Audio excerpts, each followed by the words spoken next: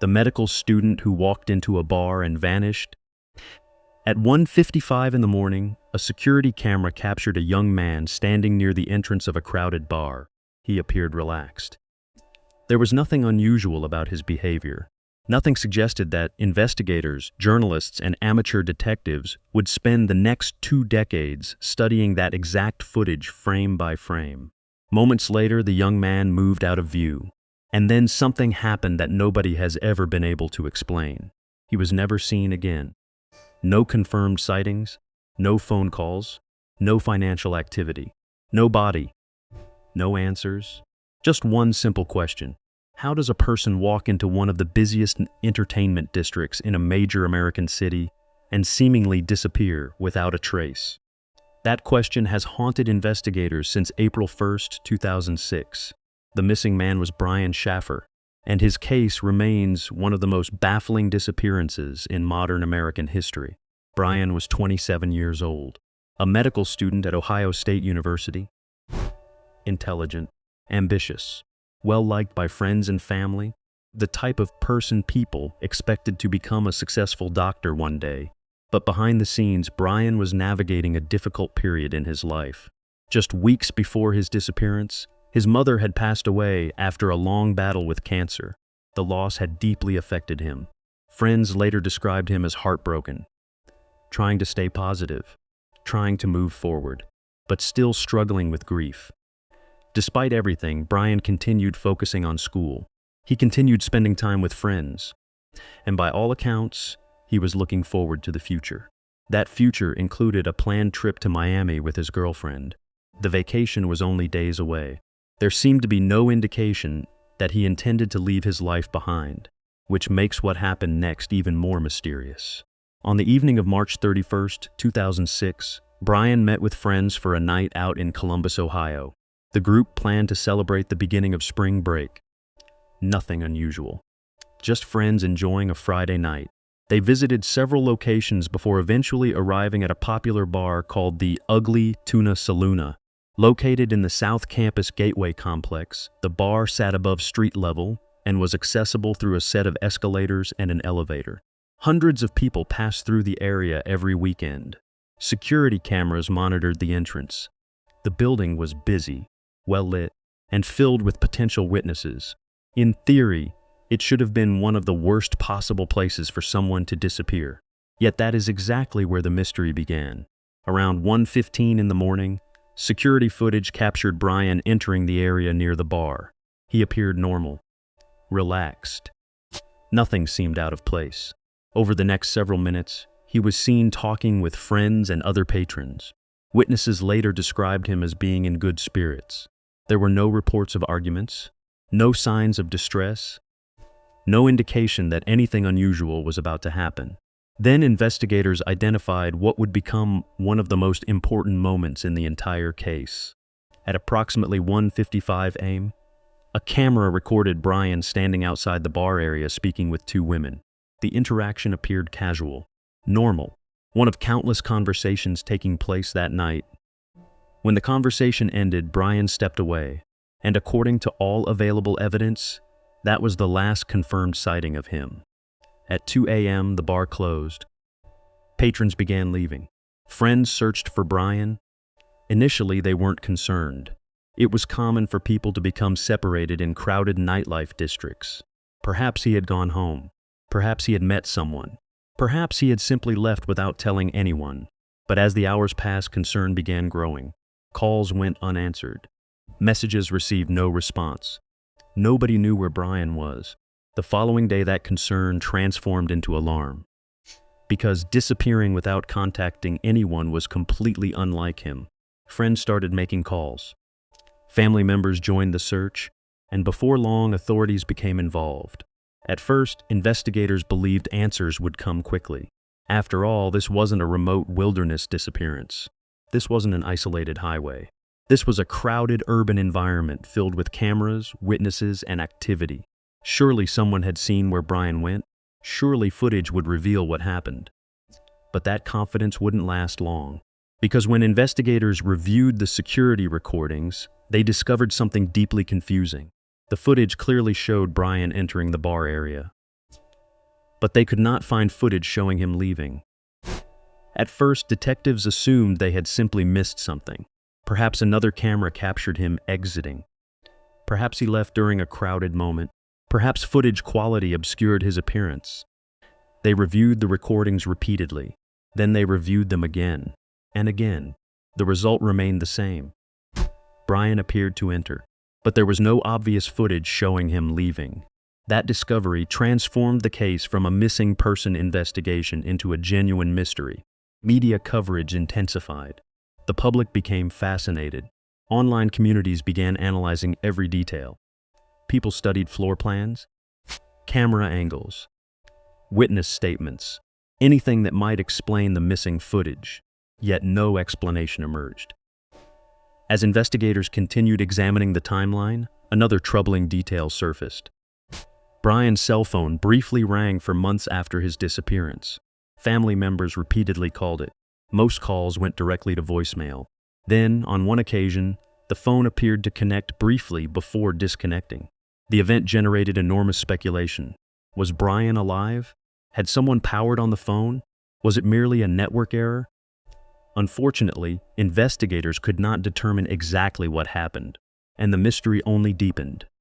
Meanwhile, detectives explored every possible theory. Had Brian voluntarily disappeared? Some investigators considered the possibility. After all, adults sometimes choose to leave their lives behind, but the evidence presented problems. Brian had upcoming commitments, a planned vacation, family relationships, educational goals. There was no clear indication he intended to abandon everything. Another theory suggested an accident. Could he have somehow left the building and encountered danger elsewhere? Investigators searched extensively, yet no evidence supported that conclusion. Then there was the theory that captured the public's imagination more than any other. What if Brian never actually left through the main exit? What if there was another route, another way out that investigators had overlooked? People began studying architectural diagrams of the building, construction zones, service corridors, emergency exits. Some believed Brian may have left through an area not fully covered by cameras. Others argued that every reasonable exit had already been examined. The debate continues today, because each theory seems to answer some questions while creating new ones. And that is what makes the Brian Shaffer case so enduring. Nearly 20 years later, investigators still do not know exactly what happened after that final conversation outside the bar. Some mysteries become easier with time. New evidence appears. Witnesses come forward. Technology advances. The Brian Shaffer case has resisted all of those things. Instead, it remains frozen in time. A young medical student, a crowded bar, a final appearance on camera, and then nothing. Absolutely nothing. No confirmed trace, no definitive explanation. Only a mystery that continues to challenge everyone who examines it. As weeks turned into months, investigators found themselves facing a reality they had never expected. The simplest explanation was missing. Normally, missing person cases begin producing answers relatively quickly. A witness remembers something. A financial transaction appears. A phone connects to a tower. A surveillance camera captures a crucial moment. In Brian Shaffer's case, almost none of that happened. It was as if the trail simply ended, and that made the investigation extraordinarily difficult. Detectives started by reconstructing every minute of Brian's final known evening. They interviewed friends repeatedly, compared witness statements, reviewed receipts, examined security footage from nearby businesses. The goal was straightforward: identify the moment Brian disappeared from the timeline. But every step forward seemed to lead to another dead end. One of the most important witnesses was Brian's friend, Clint Florence. Clint had spent much of the evening with Brian. He was among the last people known to have seen him. Investigators interviewed him extensively. They looked for inconsistencies, examined timelines, verified statements. Ultimately, authorities publicly stated that Clint cooperated with the investigation. Yet because he was one of the last known people to see Brian, his name would continue appearing in discussions for years. That is common in high-profile disappearances. When answers are missing, public speculation often fills the gap. And few cases generated more speculation than this one. As media coverage expanded, amateur investigators began examining details that police had already considered. Some focused on the building itself. The ugly Tuna Saloona occupied a unique position within the South Campus Gateway complex. Construction work was occurring in parts of the building around the time Brian disappeared. Some theorized that temporary exits or maintenance areas might have allowed someone to leave without appearing on the available security cameras. The theory gained popularity online. After all, it seemed to explain the impossible. If Brian left through a route that cameras did not cover, then the mystery of the missing footage suddenly made sense. But there was a problem. Even if Brian exited through an alternative route, it did not explain what happened afterward. The question simply moved. Instead of asking how he disappeared from the bar, investigators were left asking what happened after he left. And there were still no answers. Another theory centered around voluntary disappearance. Some observers pointed to the difficult period Brian had been experiencing. The recent loss of his mother had devastated him. Medical school created enormous pressure. Life was complicated. Could he have decided to start over somewhere else? At first glance, the theory appeared possible. But the more investigators examined it, the weaker it became. Brian left behind virtually everything. His family, his friends, his future career, his long-term plans. Most importantly, there was no evidence suggesting preparation, no hidden financial activity, no secret arrangements, no indication that he intended to vanish. For investigators, voluntary disappearance remained possible, but it never became the leading explanation. Then there was another possibility, one that detectives can never ignore in missing person cases: foul play. Could Brian have encountered someone after leaving the bar? Could a random encounter have turned dangerous? The challenge with this theory was evidence, or rather, the lack of it. Investigators found no confirmed crime scene, no physical evidence, no witnesses reporting a struggle, no clear suspect. Without those elements, proving foul play became extremely difficult.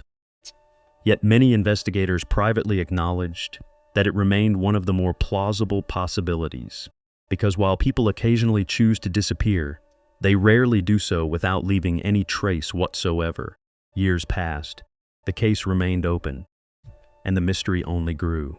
Television programs featured Brian's disappearance. Podcasts examined the evidence.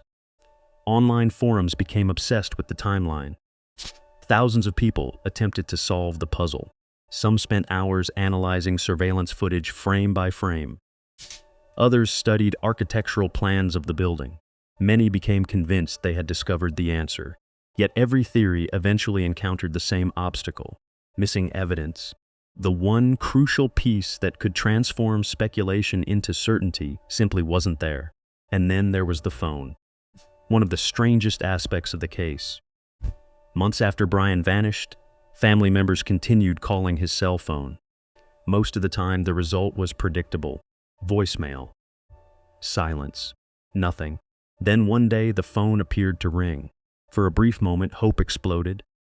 Family members wondered if Brian was alive. Investigators immediately became interested. Could the phone provide a breakthrough? Unfortunately, the event could never be fully explained. Some experts suggested a network anomaly. Others believed there might have been another explanation, but no definitive answer emerged. Like so many aspects of the case, the phone became another mystery within a mystery. Over time, the disappearance evolved beyond a criminal investigation. It became a cultural mystery, a case studied by people who had never met Brian, people fascinated by unanswered questions, people drawn to the idea that a person could seemingly vanish from one of the most heavily scrutinized environments imaginable. And perhaps that fascination exists because the case challenges our assumptions about the modern world. We live in an age of cameras, phones, digital records, GPS systems, surveillance networks. Most people assume that disappearing completely is almost impossible. Yet Brian Shaffer appears to have done exactly that, whether intentionally or not. His case forces investigators to confront an uncomfortable possibility. Sometimes people can still vanish, even in places filled with technology, even in crowded cities. Even when cameras are watching, that reality is difficult to accept. which may explain why the mystery continues attracting attention decades later. Today, nearly 20 years after Brian's disappearance, investigators still welcome new information. The case remains open. His family has never stopped seeking answers. Friends continue wondering what happened that night, and countless strangers remain captivated by the mystery. Perhaps one day a witness will come forward. Perhaps a forgotten piece of evidence will resurface. Perhaps advances in technology will reveal something investigators missed. It has happened before. Cold cases once thought unsolvable have suddenly been resolved decades later. There is always hope. But until that day arrives, the disappearance of Brian Shaffer remains one of America's most baffling mysteries. A young medical student walks into a crowded bar. A camera captures his arrival. Friends expect to see him again within minutes, and then he is gone. No confirmed sightings, no explanation, no answers. Just a question that has echoed for nearly 2 decades. What happened to Brian Shaffer? And perhaps even more importantly, how could it happen without anyone noticing? That question remains unanswered. And until it is answered, the mystery lives on. Because some disappearances leave behind evidence. Some leave behind suspects. Some leave behind conclusions. Brian Shaffer left behind only uncertainty, a final appearance on camera, a missing person report, and one of the most enduring mysteries of the modern era. If Brian somehow left the building unnoticed, where did he go? If he encountered danger afterward, why has no evidence ever emerged? And if someone out there knows the truth, why have they remained silent for so long? Those questions continue to haunt investigators. They continue to haunt Brian's loved ones. And they continue to haunt everyone who encounters the case. Because sometimes the most unsettling mysteries are not the ones filled with evidence. They are the ones where the evidence simply stops, as though a person stepped beyond the edge of the story itself and vanished.